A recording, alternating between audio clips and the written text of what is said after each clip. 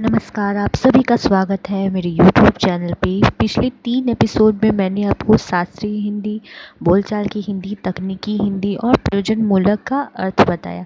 आज मैं आपको प्रयोजनमूलक हिंदी के साहित्यिक हिंदी और कार्यालय हिंदी के बारे में बताऊंगी। ठीक है, तो देख लेते हैं।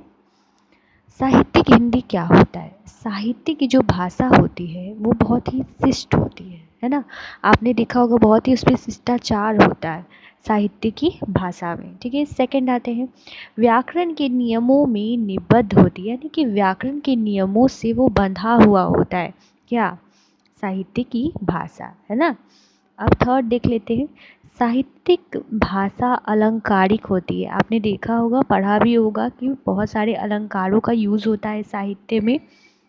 जब भी हम पढ़ते हैं गद्य में, है ना, गद्य में, पद्य में, ये सब जो साहित्य में आते हैं वो उसमें अलंकारों की प्रधानता होती है। ठीक है, फोर्थ आते हैं, इसमें लक्ष्यार्थ और व्यंग्यार्थ होते हैं। इसमें लक्ष्यार्थ और व्यंग्यार्थ होते हैं। ठीक है, साहित्य हिंदी में आपने पढ़ा, मैंने आपको लक्ष्यार्थ और व्यंग्यार्थ के बारे में बताया है काव्य शास्त्र के सेशन में। ठीक है, तो ये आपको समझ में आ गया होगा। और फिफ्थ है, भाषा में गहरे भाव छुपे हुए होते हैं। जब भी भाषा कहे जाते हैं साहित्य की, तो उसमें एक भाव से नहीं कहे जाते हैं, बल्कि एक बात कही जाती है लेकिन उसका बहुत सारा अर्थ होता है। जैसे लक्ष्यार्थ और व्यंग्यार्थ, लक्ष्य कुछ किसी और पे और अर्थ कुछ और, बात कुछ और है और व्यंग कुछ और निकल रहा है ना। इसी का एक दूसरा रूप है कि भाषा में गहरे भाव छुपे होते हैं। ठीक है, जैसे कविता, कविता में आप सिंपल सा तो आप बोल देते हैं लेकिन अर्थ अलग अलग लगाया जाता है ना। कहानी, कहानी कला, साहित्य, अन्य विद्या साहित्य हिंदी में आती है। ठीक है, अब देख लेते हैं कि कार्यालय हिंदी क्या होता है। इसका प्रयोग सरकारी, अर्ध सरकारी और गैर सरकारी कार्यालयों में किया जाता है। आपने देखा होगा कि एसएससी वगैरह, सचिवालय वगैरह भी ना, और सरकारी जहाँ भी काम काज होता है वहाँ पे आपको कार्यालय हिंदी का प्रयोग होता है। ठीक है, सेकंड है कि प्रशासन हेतु विचार विनिमय की व्यापक आवश्यकता होती है।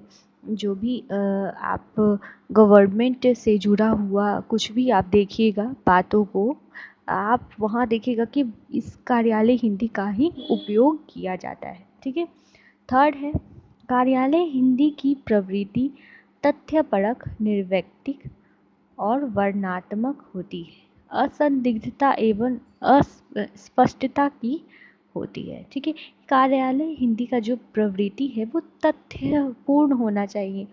हाँ, लेकिन ये जो है ये निर्वैयक्तिक होना चाहिए, ये नहीं कि ऑप्शनल नहीं होना चाहिए। जैसे इसमें होता है ना कि काव्य में अर्थ एक कहते एक है लेकिन उसका अर्थ अलग अलग निकलता है, लेकिन कार्यालय हिंदी में अर्थ आपका एक ही होना चाहिए। ये नहीं कि कह कुछ रहे और अर्थ कुछ और निकल रहा है ना।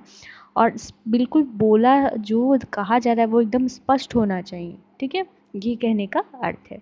जैसे सरकारी कार्यालयों में काम किया जाता है, मैंने आपको बताया कार्यालय हिंदी की प्रवृत्ति तथ्यपरक, निर्वैयक्तिक और वर्णनात्मक होती है। असंदिग्धता एवं स्पष्टता की होती है। ठीक है, उम्मीद करती हूँ मेरा ये वीडियो आपको पसंद आया होगा, तो प्लीज़ शेयर, लाइक और सब्सक्राइब ज़रूर करें। और एक और बात कहना था आपसे कि मैंने एक वीडियो आपको बताया है कि नोट्स कैसे बनाए जाते हैं, और नोट्स इस तरीके से बनाएं कि आप जब एग्ज़ाम हॉल में जाएं तो इस प्रकार आपके लिखें कि आपका नंबर ज़्यादा आए। तो वो वीडियो आप ज़रूर देखिएगा, आपको बहुत हेल्प होगा।